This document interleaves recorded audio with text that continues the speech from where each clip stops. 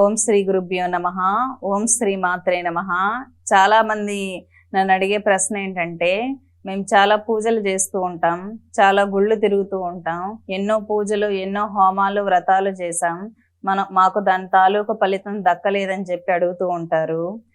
కానీ పూజల వల్ల, వ్రతాల వల్ల, హోమాల వల్ల, ప్రదక్షిణల వల్ల ఏ విధంగా అయితే శక్తి పెరుగుతుందో, మనం చేసేటటువంటి కర్మల వల్ల, మన మాటల వల్ల, మన చేతల వల్ల మనం పెంచుకున్న శక్తి కూడా వెళ్ళిపోతూ ఉంటుంది. మొట్టమొదటిగా మనం పూజ చేసినా, హోమం చేసినా రిజల్ట్ రాకపోవటానికి మొదటి కారణం చెప్పుకుందాం.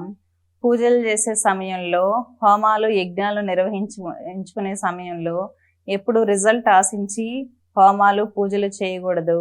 దేవతని ప్రసన్నం చేసుకోవటానికి మాత్రమే పూజ, హోమం, వ్రతం అనేది చెప్పబడింది. ఏ విధంగా అయితే మనం అమ్మవారి అనుగ్రహాన్ని మాత్రమే కోరుకోవాలి, అక్కడ అమ్మవారిని మాత్రమే కోరుకోవాలి. ఏదైనా సంకల్పంతో పూజ చేసినా కూడా అది దేవతకే అర్పించి దేవతని అనుగ్రహం మాత్రం ఆశించాల్సి ఉంటుంది. ఆ విధంగా దేవతను కోరుకోవడం ద్వారా ఎక్కువ ఫలితాలు అనేది ఉంటాయి. ఇంకొకటి, ఎవరైతే హోమాన్ని, పూజని, క్రతువును నిర్వర్తిస్తారో అటువంటి బ్రాహ్మణులని సత్కరించాల్సి ఉంటుంది.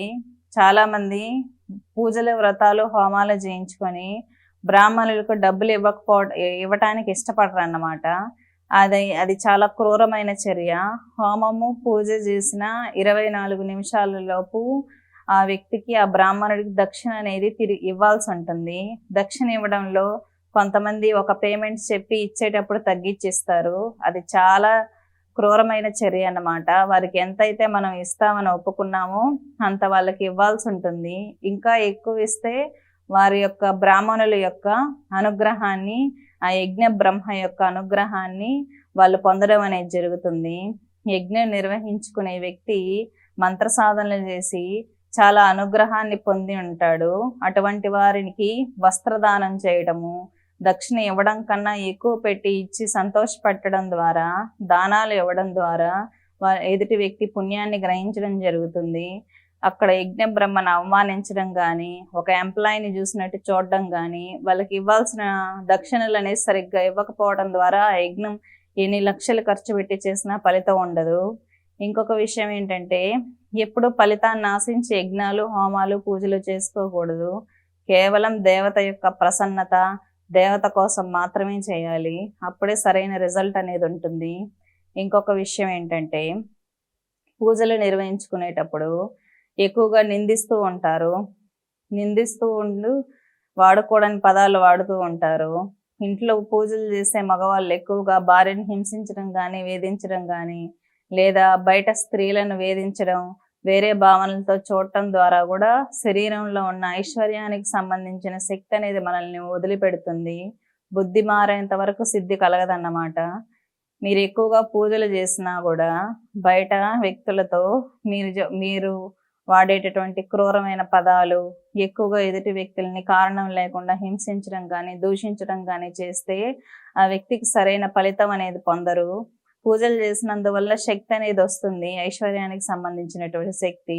కానీ ఎదుటి వ్యక్తిలో మానవత్వంతో ప్రవర్తించకుండా క్రూరమైన చర్యల వల్ల వాళ్ళ శక్తిని పోగొట్టుకోవడం అనేది జరుగుతుంది. ఇక్కడ మానవ తప్పిదాలు అనేది ఎక్కువగా ఉంటాయి. మనలో ఉన్న అరిషడ్ వర్గాల్ని అదుపు చేసుకొని భగవత్ సాక్షాత్కారం కోసం పూజలు చేస్తూ ఉంటాము. కానీ పూజ సమయంలో నిష్టగా ఉండి బయట వ్యక్తులతో క్రూరంగా వ్యవహరించడం ద్వారా కూడా వాళ్ళకి ఫలితాలు అనేది దక్కదు. తనను తాను మార్చుకుంటూ దేవతకు చేసే పూజ ఏంటంటే, ఎదుటి వ్యక్తుల్లో కూడా దైవాన్ని దర్శించగలగటము. వారి యొక్క బుద్ధి కూడా కొంతవరకు మార్చుకుంటూ రావాలి. కారణం లేకుండా ఎదుటి వ్యక్తిని దూషించడం, హింసించడం అనేది చాలా క్రూరమైన చర్య. చాలామంది దేవతని, స్త్రీ దేవతల్ని ఆరాధిస్తూ ఉంటారు.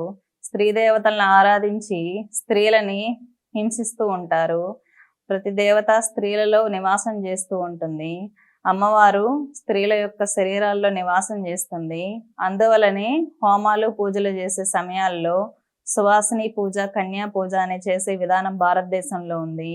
కన్యలని ఎందుకు కూర్చోబెట్టి పూజ చేస్తారంటే, కన్యలలో అమ్మవారిని చూడమని, అమ్మవారిని దర్శించమని. అలాగే సువాసినులకు ఎందుకు పూజ చేస్తామంటే, ప్రతి శరీరంలోనే స్త్రీ ఆవాహన అయ్యి, స్త్రీ శక్తి ఆవాహన అయ్యి ఆ పూజలు అందుకుంటుంది అనే ఉద్దేశము. కాబట్టి స్త్రీలను గౌరవించడం ద్వారా స్త్రీ దేవత ఉపాసనలో ఉత్తమ ఫలితాలు అనేది పొందొచ్చు. స్వస్తి.